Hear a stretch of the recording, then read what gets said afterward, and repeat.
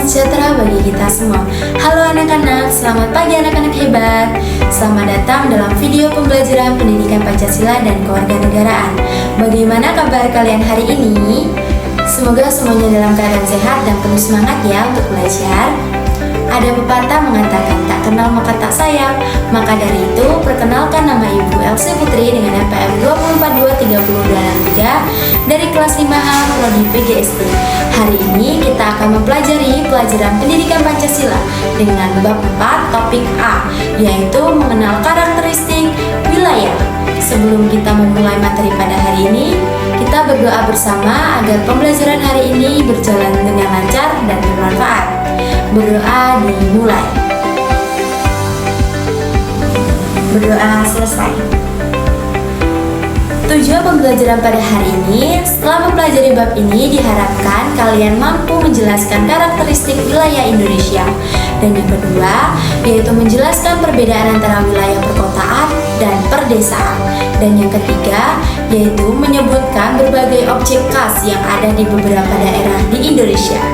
Baik, memulai materi pada yang pertama, yaitu mengenal karakteristik wilayah. Karakteristik wilayah Indonesia. Wilayah Indonesia terdiri atas perairan dan daratan. Wilayah daratan di Indonesia memiliki karakteristik yang berbeda. Ada wilayah daratan rendah, dataran tinggi, bukit dan perbukitan, gunung dan pegunungan, serta pantai dan pesisir. Yang pertama yaitu dataran rendah. Dataran rendah merupakan dataran luas yang memiliki ketinggian relatif sama. Dataran rendah memiliki tanah yang subur akibat dari pengendapan aliran sungai. Dataran rendah biasanya dimanfaatkan sebagai lahan pertanian, peternakan, perkebunan, kegiatan industri, dan sentral-sentral bisnis. Wilayah Indonesia yang berupa dataran rendah adalah pantai timur Sumatera, pantai utara dan selatan Jawa, serta pantai timur Kalimantan. Dan yang kedua yaitu dataran tinggi. Dataran tinggi adalah dataran yang luas dan lereng yang relatif datar dan curam pada bagian pinggir yang memisahkan dengan daerah sekitarnya. Dataran tinggi yang di wilayah Indonesia memiliki kesuburan tanah vulkanik akibat sistem pegunungan yang memanjang dan masih aktif. Dengan demikian, dataran tinggi di Indonesia memiliki udara yang sejuk dan alam yang indah. Wilayah dataran tinggi dapat dimanfaatkan sebagai lahan pertanian dan perkebunan. Yang ketiga yaitu bukit dan perbukitan. Bukit adalah dataran berupa menyerupai gunung. Bukit memiliki tanah lebih tinggi daripada permukaan tanah di sekitarnya. Perbukitan adalah beberapa bukit yang saling berjajar atau berdekatan di daerah yang luas. Wilayah perbukitan biasanya dimanfaatkan sebagai lahan pertanian, peternakan, dan pariwisata. Yang keempat, gunung dan pegunungan. Gunung adalah dataran yang berbentuk kerucut atau kubah yang memiliki lereng tajam. Sebagian gunung di wilayah Indonesia berupa gunung api aktif. Pegunungan adalah daerah yang terdiri atas beberapa gunung yang bersambung. Wilayah lereng gunung atau pegunungan yang subur biasanya dimanfaatkan sebagai lahan pertanian dan perkebunan. Selain itu, wilayah tersebut juga dimanfaatkan sebagai tempat rekreasi. Karakteristik wilayah perkotaan dan perdesaan. Kita juga perlu memahami tentang karakteristik wilayah perkotaan dan perdesaan. Wilayah perkotaan memiliki karakteristik yang berbeda dengan perdesaan. Berikut ini beberapa perbedaan antara karakteristik perkotaan dengan perdesaan. Karakteristik wilayah perkotaan yaitu yang pertama, wilayah perkotaan didominasi dengan bangunan tinggi, aspal, dan lapisan beton. Dan yang kedua yaitu kegiatan ekonomi yang berkembang di bidang industri dan jasa. Dan yang ketiga yaitu wilayah perkotaan padat penduduk sehingga pola pembangunannya ke arah yang vertikal. Dan yang keempat, corak kehidupan bersifat heterogen atau bermacam-macam karena penduduk di wilayah kota berasal dari daerah yang berbeda dan memiliki latar belakang yang berbeda juga. Dan yang kelima, daerah perkotaan cenderung tertutup dan bersifat individualis. Karakteristik wilayah pedesaan. Dan yang pertama yaitu wilayah perdesaan didominasi ruang terbuka hijau, perkampungan dan persawahan. Dan yang kedua, kegiatan ekonomi yang berkembang adalah pertanian, perkebunan, perikanan, dan peternakan. Dan yang ketiga yaitu Wilayah perdesaan masih jarang penduduk, sehingga pola pembangunannya masih horizontal.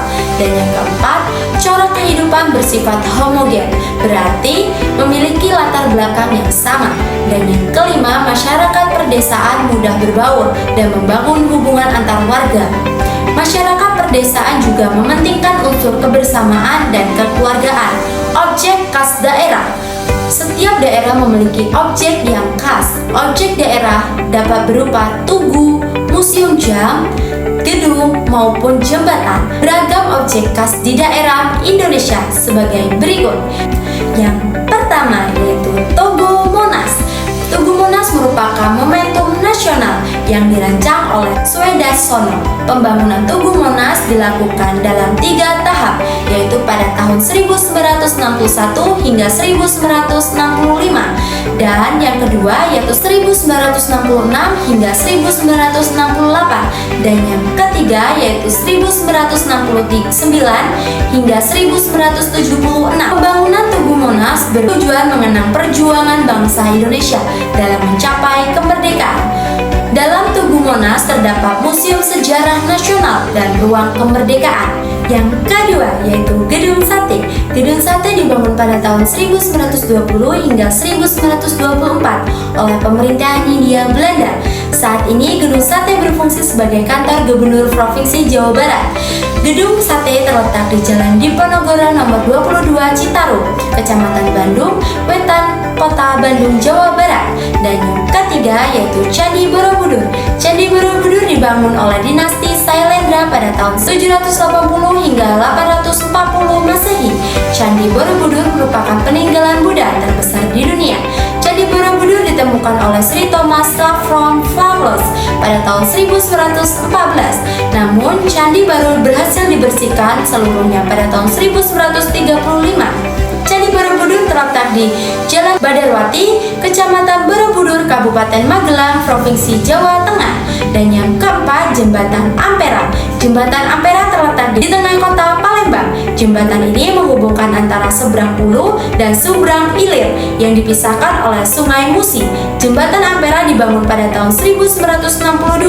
Nama jembatan ini berasal dari slogan bangsa Indonesia pada tahun 1960, yaitu amanat penderitaan rakyat yang disingkat menjadi Ampera.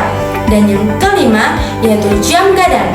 Jam Gadang terletak di tengah Istana Kelurahan Bukit Cegang, Kecamatan Gubung Panjang, Kota Bukit Tinggi. Dan Jam Gadang dibangun pada tahun 1926 sebagai hadiah dari Ratu Belanda kepada Rautmaker. Pada masa pemerintahan Hindia Belanda, jam gadang dalam bahasa Minangkabau berarti jam besar. Mesin penggerak jam gadang hanya ada 2 unit di dunia, yaitu satu di Jam Gadang dan satu lagi di Big Bang di London, Inggris. Jam gadang memiliki lonceng permukaannya yang tertulis nama pabrik pembuat jam. Baik anak-anak, pada materi pembelajaran hari ini kita dapat menyimpulkan bahwa Indonesia memiliki wilayah dataran dan perairan dengan karakteristik yang berbeda, yang beragam. Setiap wilayah, baik perkotaan maupun perdesaan, memiliki ciri khas masing-masing dalam hal lingkungan, kegiatan ekonomi, dan pola kehidupan masyarakatnya. Selain itu, setiap daerah di Indonesia juga memiliki objek yang khas yang menjadi simbol sejarah dan budaya bangsa. Sebagai warga negara Indonesia, kita harus bangga dan menjaga keanekaragaman wilayah serta kekayaan budaya yang kita miliki.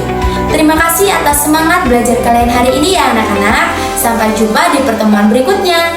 Mohon maaf bila ada salah kata, kepada Allah Ibu mohon ampun. Ibu akhiri wabillahi taufiq wal hidayah. Wassalamualaikum warahmatullahi wabarakatuh. Bye bye.